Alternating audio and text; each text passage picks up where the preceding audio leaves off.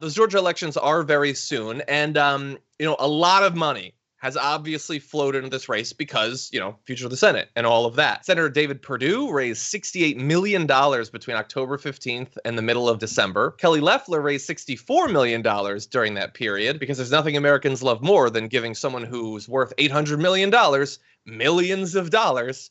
But that is not as much as the Democrats have raised. Mr. Ossoff became the best funded Senate candidate in history after pulling in $106.7 million. Mr. Warnock, who's challenging Ms. Loeffler, has raised $103.3 million. So that record is pretty tight there. But a lot of money is being raised. A lot more money is being raised for the Democrats. And so, again, all of this is going to come down to mobilization and getting people out there. The Republicans have their biggest voices working to literally get people not to vote. And the Dems are going to try to duplicate the turnout that they had, just a month or so ago. Buy those Facebook ads. Oh, my God, buy Facebook ads. Just put it all into Facebook. Yeah, give it all to Zuck. Sure, he's going to turn it around and own us and control us one day. But Ossoff and Warnock, you know where your people are. They're on Facebook. Buy them ads. They are on Facebook. And apparently a lot of people have voted as of a couple of days ago. The most recent information I could find was 3 days ago. 2.1 million people had already voted. Wow. And look, the turnout is going to be lower than the general election. But if it can be close to the general election, that is certainly not going to hurt the Democrats, especially as there's all of these, grifters going around trying to get Republicans not to vote. One other interesting financial note, though, Ms. Loeffler, one of the wealthiest members of the Senate, was the only candidate to give to his or her own campaign, donating $333,000, which sounds like a lot of money. But it's far less than the $23 million of her own money she spent on the general election run. And think about that. You need the money now even more. And she's giving very little. She is worth $800 million, $900 million, and she gave $1/3 for the future of her political career. Does that seem like an investment from a person who really expects or indeed wants to win?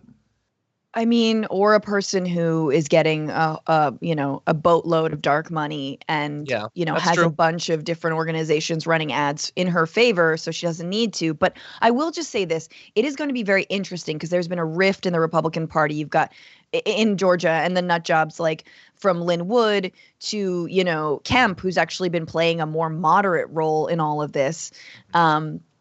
To the attorney general, right?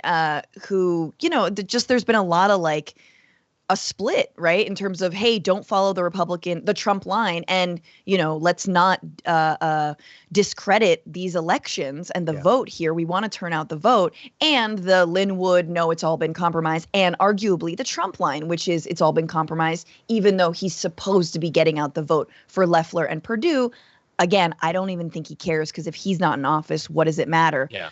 But I do think it'll be interesting if they lose. And man, I really hope they lose. There's a lot of grassroots work being done. But if they lose, how quickly they will turn and say that absolutely there was nothing but fraud. It was fraud top to bottom. They will spread all kinds of conspiracy theories because once again, it's that button. And once it's been pressed, you can't unpress it. In fact, it's sort of your safety, call a friend, whatever, lifeline, And so who wants to be a corrupt millionaire? They already are. But so I'm curious, John, if one of them loses, what will they say? And actually, even more interestingly, if one of them loses and the other one wins. Oh, my God, that's going to be amazing. Because then they have to say that it was all fraudulent. But then. Exactly. No, so here is the biggest issue. And I guess I'm glad that you brought this up because I haven't been thinking about this enough. If the Democrats win, it's going to be close. It's Georgia, and it's not a general election. So, I hope that they can win. But if they win, it's going to be by a point or two, right? Unless the right is really successful in demobilizing their voters. And I honestly think, I love to joke about it, but I think that a lot of these Georgia Republicans still want to have control of the Senate. And they know that the only way that they get there is by winning the election. So, they're going to challenge this so much. And now we're not going to be talking about challenging in 8 different states where they have to win in half of them to overturn the overall thing. They're going to be trying to overturn this. And Kemp has already been getting so much pushback, death threats, because he hasn't gone 100% along with what Trump wants. So God only knows, Kemp might turn to try to help out these two, it is going to be a massive and very consequential mess. Yeah. I mean, and I think just progressives, we have to keep focus on 2022 and make sure that I know we want to rest, but we can't. We get like a day and then we got to get back out there and keep on building the squad, building our power, and making sure that we don't, cede any more ground. Yeah, I agree.